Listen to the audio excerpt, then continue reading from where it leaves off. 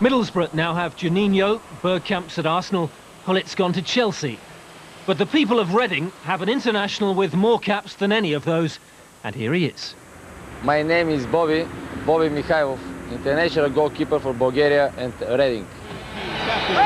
And he's not one of those foreign players full of Eastern promise and talked up by a dodgy agent.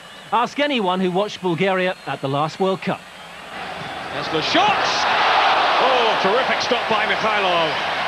The Bulgarians are playing a dangerous game here. And Mihaylov over the top this time. Can he be the first Mexican to score? Mihaylov saves another one. He's got 80 caps for his country. He's international class. Boris Mihaylov is an outstanding goalkeeper, and I think we're extremely lucky to have been able to attract him to Reading. Bulgaria have done it! Written off after they'd lost to Nigeria in the first game. Mihaylov, Stoichkov and Bulgaria went all the way to the World Cup semi-finals. And they've maintained that form to qualify for next summer's European Championships in England. Reading offered Mihaylov a good reason to get here early.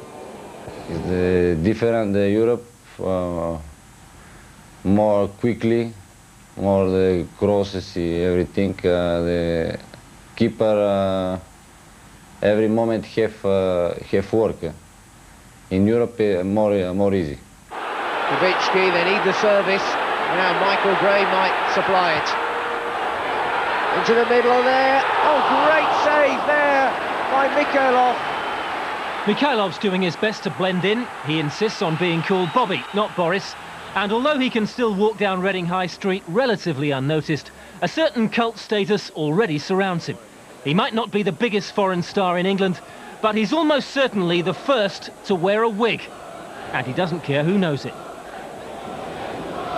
Our groundsman Stevie Keane seen him play in Portugal some years ago, and he was completely bald, but he's had a hairpiece put on, and you know, it suits him. Of course, he's I'm sure he's quite aware of people rubbing him in that, but it doesn't seem to bother him. It's water off a duck's back, and you know, he's a happy character, and as I say, he's lively in training, and it doesn't seem to bother him at all.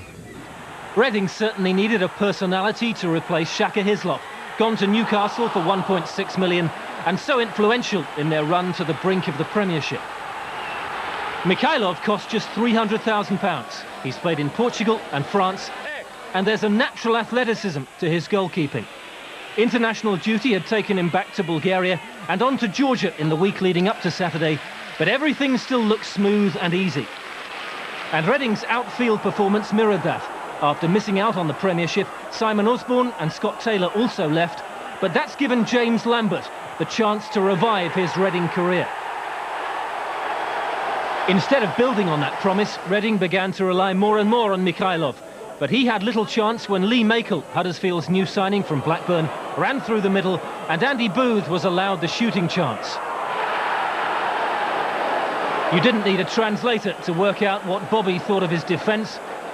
Whatever was said at half-time in English or Bulgarian, it worked the trick. Reading began to play with a hunger rarely seen since the playoffs. Michael Gilks personified it.